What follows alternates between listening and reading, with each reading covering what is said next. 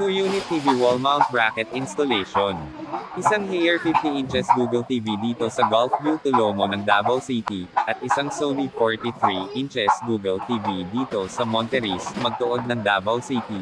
Nakontak lang kami nila dito sa aming page ang TV Bracket Davao. Sa nais po magpa-wall mount bracket, maaari ninyo lang kami i-direct PM dito sa aming page, at yung charge ng aming installation nagdepende po sa location at ilang inches ng TV. Maraming salamat po.